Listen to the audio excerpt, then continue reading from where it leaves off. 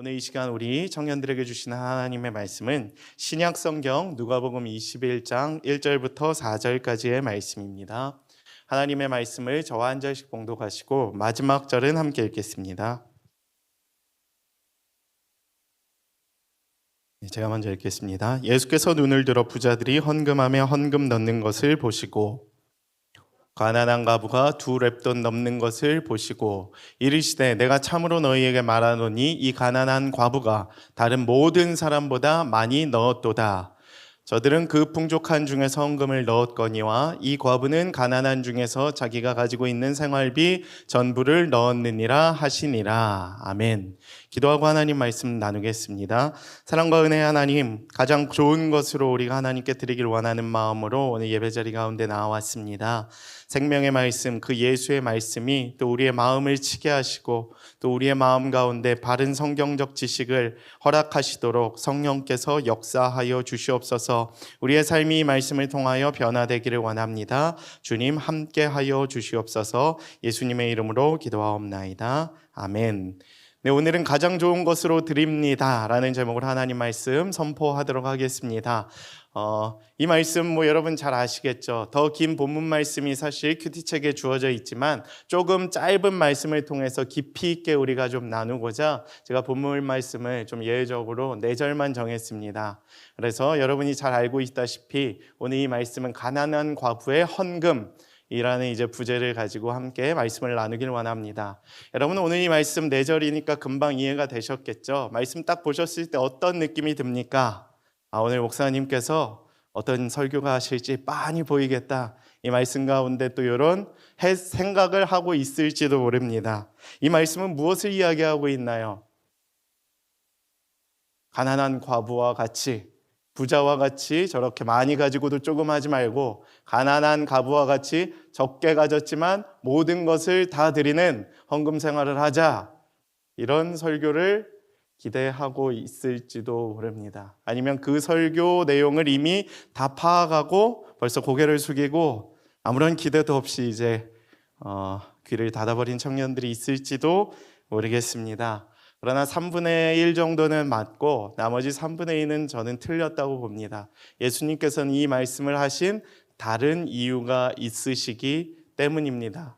저는 그래서 오늘 그 예수님의 말씀의 뜻을 해석함으로써 오늘 이 시대를 살아가고 있는 우리들에게 예수님께서 무엇을 가르쳐 주시길 원하시는 마음으로 이 말씀을 하셨는지 우리가 함께 나누기를 원합니다. 교회를 다니면서 자연스레 생기는 질문 중에 하나는 헌금에 대한 궁금증이에요. 그렇죠? 여러분들이 하나님께 무언가 드려야 된다는 것을 교회 학교나 뭔가 헌금 생활이나 신앙 생활을 통해 배웠을 것입니다. 그러나 어떤 면으로는 상당히 부담스럽고 상당히 예민한 주제가 아닐 수 없습니다. 그리고 내심 질문이 생기죠. 헌금 생활은 어떻게 해야 되는가? 교회를 10년 넘게 다녔지만 아무도 아직도 내게 가르쳐주지 않았던 그 헌금 생활. 실제로 그런 청년들이 많이 있을 거예요. 교회 학교에서도 뭔가 안 가르쳐, 그냥 하면 돼. 이 정도로만 가르쳐 주시지 않았을까? 그런 청년들이 사실 많이 있더라고요. 그리고 11조는 꼭 해야 하는가? 혹은 11조만 하면 되는가? 헌금은 몇 가지를 해야 되는가? 이러한 질문들을 가지고 있는 분들도 계실지도 모릅니다. 저희 교회는 특별히 이렇게 예배 중에 헌금함을 돌리지는 않죠. 그것보다 오히려 미리 준비해서 하나님께 자발적인 헌금을 드리라고 저기에 헌금함을 비치를 해놨습니다. 그래서 예배 전에 헌금을 이미 드린 상태에서 예배 시간에 하나님께 올려드리는 시간을 따로 갖고 있죠. 그래서 어떤 분들은 새가족 등록을 할 때도 이런 에피소드가 있다라고 해요. 이 교회에 왜 등록을 했냐라고 이야기를 물어본다면 이 교회는 헌금을 강요하는 설교를 안 하셔서 너무 좋아서 등록을 하게 되었다라고 하시는 분들도 있다라고 합니다. 그래서 한편으로는 어떤 분들에게 있어서는 그만큼 헌금이 강요되고 부담되는 사실 굉장히 어려운 부분이라고 할 수 있습니다. 그런데 그러한 마음을 가지고 있는 분들에게 오늘 예수님께서 이야기를 하시고 계시는 거예요. 서기관 부자와 과부의 비교를 통하여 과부를 칭찬하시는 듯한 모습을 보이는 이야기가 등장을 하고 있는 것입니다. 여러분, 이 이야기를 자세히 살펴보면 어떤 이야기를 하시려고 예수님께서 이 말씀을 꺼내셨을까요? 우리가 짐작하는 대로 생각을 이어가 본다면 이렇게 될지도 모릅니다. 풍족한 중에서 일부를 드린 부자가 있고 가난한 중에서도 전부를 드린 가난한 과부가 있다. 근데 예수님은 뭔가 과부의 편을 드는 것 같아요. 그럼 우리가 결론을 어떻게 낼 수 있겠습니까? 풍족한 중에서 드린 부자가 효율적으로 적게 냈다는 것을 비판하신 것이 아닌가? 그러면 더 많이 내서 더 하나님의 일을 위해 헌신하라. 이렇게 우리가 결론을 낼지도 몰라요. 사실 이 4절만 놓고 보면 우리가 그렇게 결론을 내릴 수밖에 없죠. 그러나 저는 그 빤한 이야기를 하려고 오늘 이 설교단 가운데 쓴 것이 아니라 정말 예수님께서 이 4절 가운데 하시고 싶었던 이야기가 무엇이 있을까? 좀 한 주간 동안 많이 묵상을 했어요. 뭔가 과부의 편을 드는 것 같지는 않았거든요. 뭔가 과부의 그 행동을 칭찬은 하는 듯해 보였지만 그게 결론이라는 생각을 하지는 않았기 때문에 그럽니다. 그래서 예수님의 말씀을 통해서 우리가 바른 헌금 생활에 대해서 깨닫고 또 은혜를 누리고 또 우리가 다시 한번 그 헌금 생활을 어떻게 해나가야 될지에 대해서 결단함으로 말미암아 오늘 이 말씀이 정말 우리에게 와닿는 말씀으로 이어질 수 있게 되기를 축복합니다. 먼저 제가 오늘 하나님께서 우리에게 주시는 첫 번째 메시지는 다음과 같습니다. 예수님께서는 유대 종교 지도자들인 서기관들의 행위를 비판하셨습니다. 라는 것이 첫 번째 메시지입니다. 오늘 본문 말씀의 핵심은 다음과 같습니다. 과부를 치켜 세워주고자 예수님께서 이 얘기를 하셨다기보다는 거기에 제가 볼 땐 한 3분의 1 정도 이렇게 마음을 두셨고 나머지 3분의 1은 어디에 집중하셨느냐? 부자들, 서기관들, 율법학자들, 유대 종교 지도자들을 비판하시기 위해서 이 말씀을 꺼내셨던 것입니다. 그러니까 부분적으로 맞지만은 한편으론 과부가 핵심이 아니었던 거예요. 문맥적으로 고려를 해보면 다음과 같습니다. 오늘 본문 말씀에 이전 말씀이 있습니다. 누가복음 20장 45, 46, 47절 말씀 제가 봉독하겠습니다. 모든 백성이 들을 때 예수님께서 제자들에게 말씀하셨습니다. 긴 옷을 입고 다니는 것을 원하며 시장에서 문안받는 것과 회당의 높은 자리와 잔치의 윗자리를 좋아하는 서기관들을 삼가라. 그들은 과부의 가산을 삼키며 외식으로 길게 기도하니 그들이 더 엄중한 심판을 받으리라 하시니라. 아멘. 여기에 과부라는 단어가 나오죠. 그렇죠? 과부의 가산을 삼키고 누가 삼켰습니까? 서기관들이 삼켰다는 거예요.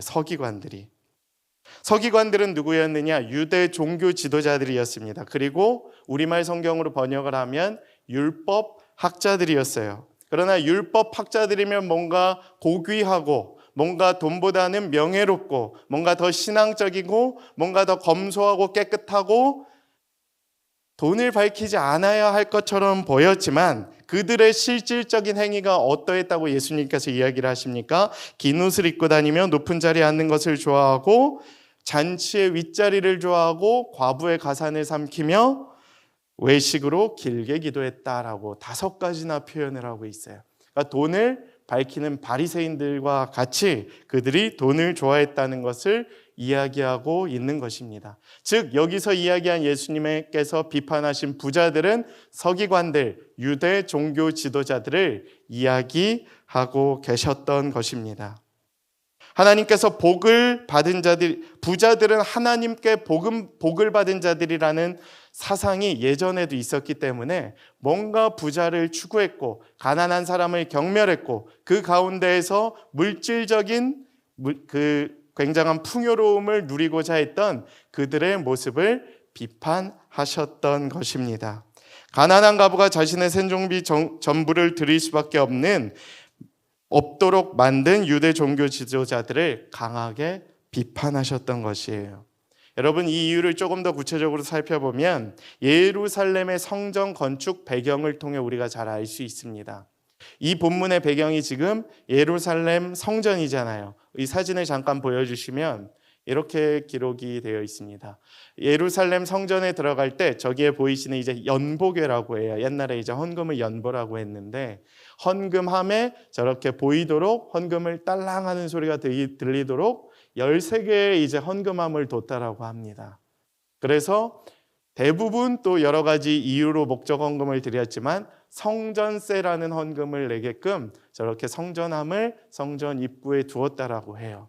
그것은 무엇을 이야기하고 있느냐? 성전 건축을 위해 들어갔던 비용을 위한 헌금을 담당했던 것을 이야기하고 있는 것입니다.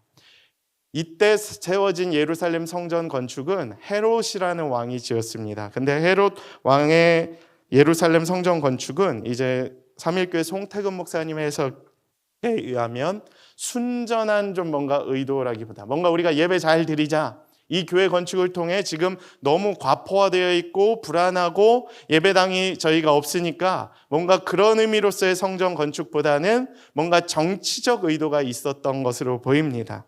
정통 유대인 계열이 아니었던 이 헤롯 왕 일가가 뭔가 자기의 그 왕권을 이렇게 강화하기 위해서 로마 정부와 유대 종교 지도자들 사이에서 그래서 성전 건축을 시작했다라고 기록이 되어 있습니다. 그래서 유대 종교 지도자들의 말을 잘 듣게 하기 위해서 성전 건축을 해주면 뭔가 종교 지도자들이 나를 정치적으로 잘 따라오겠지라는 목적이 있었어요. 그리고 그것을 유대 종교 지도자들은 형식을 좋아했기 때문에 좋아했겠죠, 당연히. 근데 문제는 돈이 필요했습니다. 성전 건축을 위한. 그것은 누가 감당해야 했을까요? 유대 백성들이 감당해야 했죠. 그래서 성전 건축 헌금을 드렸던 것입니다. 근데 비용이 많이 필요하니까 유대 종교 지도자들이 백성들에게 강요를 했던 거예요. 헌금을 많이 해야 한다고. 그래서 가난한 과부가 오늘 자신의 전부를 내어 드릴 수밖에 없었던 것입니다.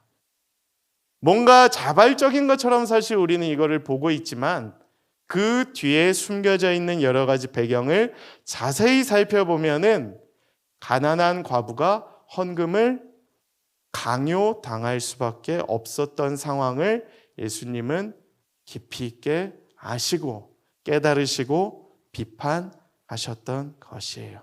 조금 의역된 부분이 있을 수도 있겠지만 저는 그렇게 봅니다. 여러분, 헌금을 자발적으로 드려야 되나요? 비자발적으로 드려야 되나요? 감사한 마음으로 자발적으로 드려야겠죠. 근데 오늘 이 가난한 과부의 헌금은 사실 굉장히 그런 아픈 의도가 있었던 것이에요. 그래서 예수님께서는 칭찬이 없어요. 팩트만 있지. 전부를 넣었다고 하셨지 그 과부의 행동을 뭔가 칭찬하거나 굉장히 긍정하는 모습은 사실 어디에도 드러나 있지 않습니다. 그건 우리가 의역을 한 것이지. 그렇죠? 내용을 보면 정확하잖아요. 그래서 저는 유대 정통 지도자들이 백성에게 헌금을 강요하며 결국 가난한 과부도 자신의 생존비, 여러분 생활비가 아니라 뭔가 이렇게 절대절명 상황 가운데서 있는 생존비 아시죠? 뭔가 자신의 전세금까지 빼서 드려야 하는 그 상황.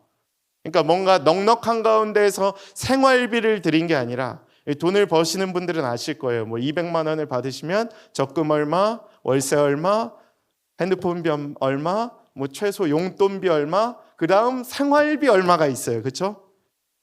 저희 가게엔 생활비가 별로 없는데 그 중에 얼마가 아니라 이제 절대절명의 이제 생존비를 낸 거예요. 그러니까 얼마나 이게 가슴 아픈 헌금이겠습니까? 그러니까 내고 싶어서 내지 않았을 확률이 제가 볼 땐 더 높아요. 여러분, 갑자기 여러분이 속해 있는 집에 전세금을 빼서 헌금을 한다. 뭔가 특별한 이유가 아니면 쉽지 않죠. 근데 가난한 과부가 오늘 자기의 두 렙돈은 굉장히 적은 돈이지만 이 과부에게 있어서는 전부였어요. 생존비. 이걸 내면 굶는 거예요. 굶는 거 한마디로. 그냥 커피 한 잔 못 사 먹는 정도가 아니라 아이 그래 오늘 그냥 커피값 그냥 헌금하자 이게 아니에요. 이걸 내면 한 주간 동안 물만 먹고 살지는 않겠지만 물만 먹고 살아야 된다. 옛날로 표현하면 뭔가 나가서 먹는 게 아니라 우리 대학생들 학식 먹어야 되는. 이거 되면 이제 학식 돈가스도 못 먹고 이제 그냥 라면 정도 그런 상황이었던 것입니다. 결론을 볼까요? 누가복음 21장 5절에서 6절 이렇게 되어 있습니다. 어떤 사람들이 성전을 가리켜 그 아름다운 돌과 헌물로 꾸민 것을 말하며 예수께서 이렇게 얘기하세요. 너희 보는 이것들이 날이 이르면 돌 하나도 돌 위에 남지 않고 다 무너뜨려지리라. 그러니까 예수님이 뭐라고 얘기하신 거예요? 그렇게 잘못된 의도와 이렇게 뭔가 쥐어짜내서 내어진 헌금을 통해 드려진 형식뿐인 이 예루살렘 성전은 결국 멸망하고 무너질 것이라고 이야기를 하시고 계신 거예요. 역사적으로 어떻게 증명됩니까? 로마 군대에 의해서 예루살렘 그 성전이 불타 없어지죠. 그렇죠?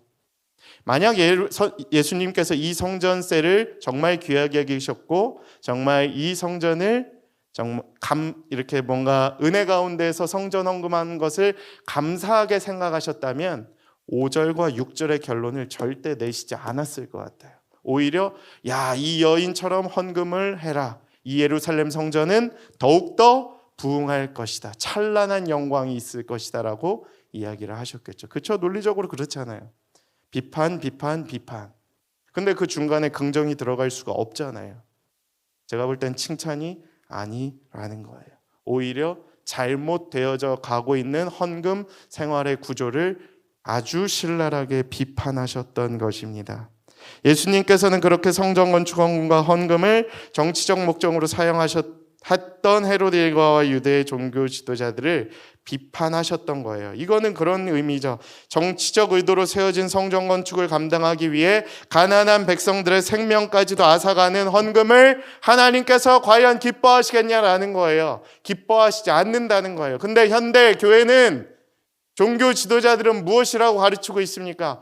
헌금 잘하면 복 받을 거야. 전세금 빼서라도 그래야 교회 건축해서 교회 잘 세워서 그게 영광이 될 거야 라고 가르치고 있죠. 근데 예수님은 그렇게 얘기하지 않으셨어요.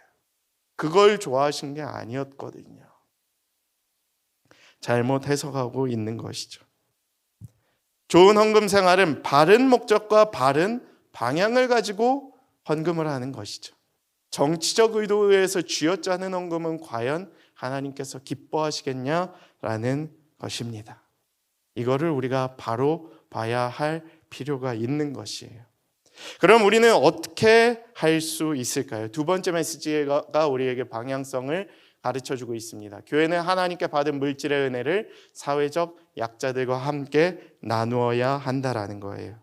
무분별하게 헌금을 강요해서는 안 되고 마냥 하나님의 은혜를 많이 받기 위해서는 과부와 같이 자신의 전부를 드리라고만 해서는 안 된다라는 거예요. 그거는 50년 전에나 한국 교회가 정말 힘들 때, 경제가 부흥할 때 거기에 편승해서 기복신앙과 같이 샤머니즘에 편승을 해서 어떻게 그냥 이렇게 맞아떨어진 은혜를 가지고 살아왔던 거죠. 지금은 한국교회 현실이, 한국 사회 현실이, 청년들의 재정 상태가 절대 그렇지 않아요. 그렇게 헌금을 가르쳐서는 안 된다라는 거예요. 그러면 다 망해요. 청년도 죽고 교회도 망하는 겁니다. 오히려 자신의 상황과 형편에 맞는 바른 헌금을 할 수 있도록 권면해야 하며 교회의 헌금들이 주님의 마음이 있는 곳에 잘 전달되고 쓰일 수 있도록 가르쳐줘야 하는 것이 교회의 역할이 되어야 하는 것입니다.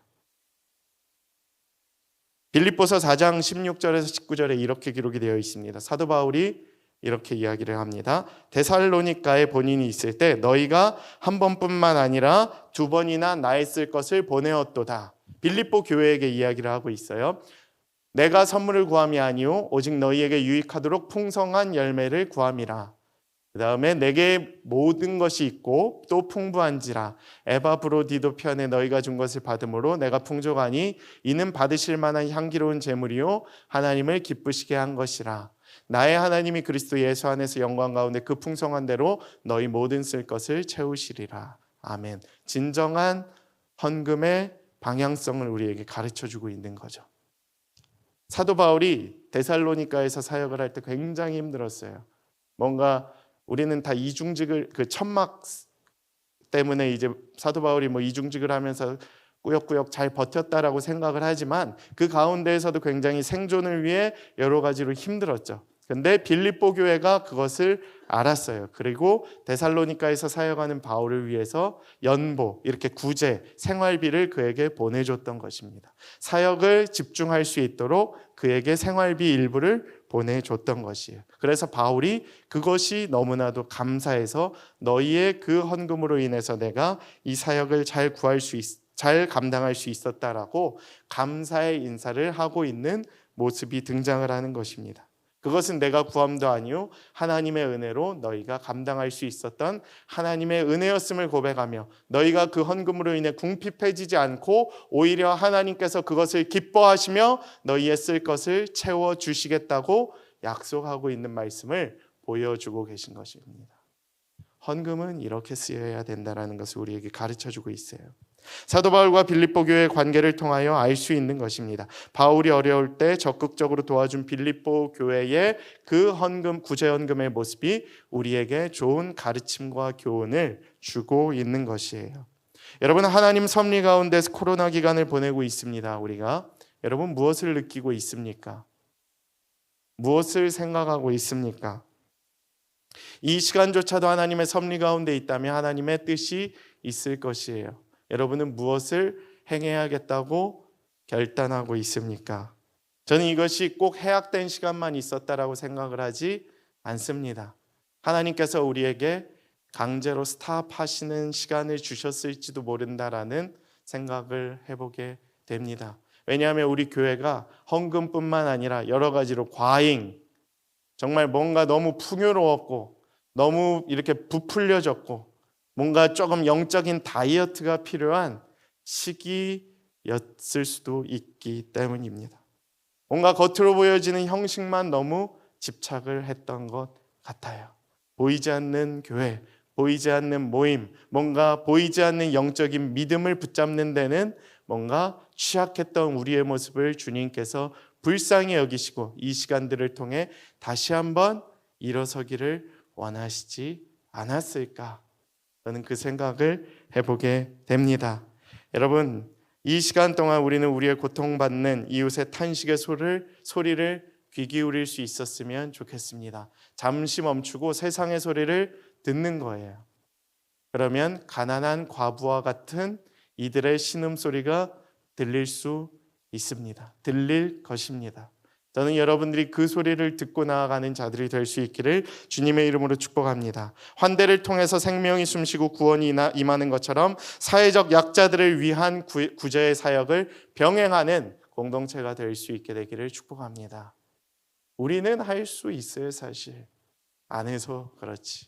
기도할 수 있고 모일 수 있고 그들을 위해 나아갈 수 있고 재정을 모을 수 있는 힘이 우리 공동체 가운데 이미 준비되어 있습니다. 이미 주님께서 주셨을 줄 믿습니다. 여러분, 구제는 나누는 것이에요. 은혜는 나누는 것이에요. 구제는 돕는 것이 아니라 내가 이미 먼저 받은 것을 하나님의 마음으로 나누는 거예요. 흘려 보내주는 것이에요.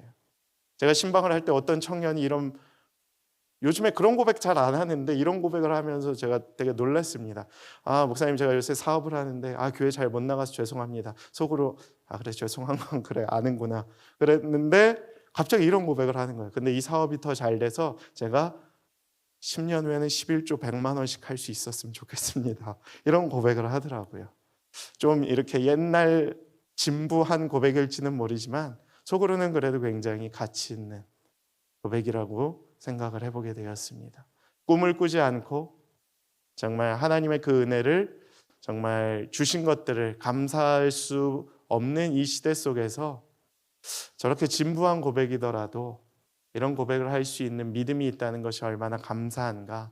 우리 청년들의 삶 가운데에도 그러한 믿음의 회복이, 또 그러한 하나님의 은혜를 향한 기대의 회복이 있게 되기를 축복합니다.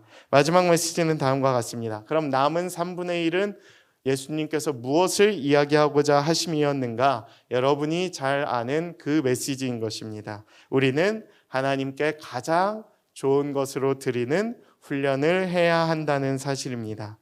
가난한 중에서도 자신의 모든 것을 그래도 감사함으로 드렸던 과부의 모습.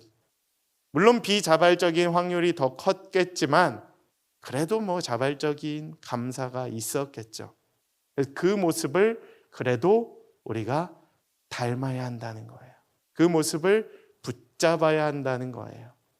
물론 내면에 정치적인 의도가 있고 잘못된 현실이 있지만 그것을 개선하고 살릴 건 살리는 모습을 보여야 된다는 거예요.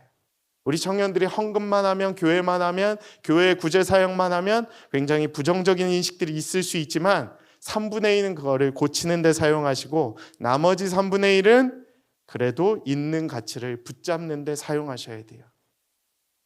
까딱하다니 이게 어리석게도 비판만 하다 끝나버리는 경우가 있어요. 비판만 하다 교회 떠나버리는 사람들이 있어요. 가나안 성도들이 그렇잖아요. 그 상황은 충분히 이해하지만 3분의 1의 은혜를 붙잡으십시오.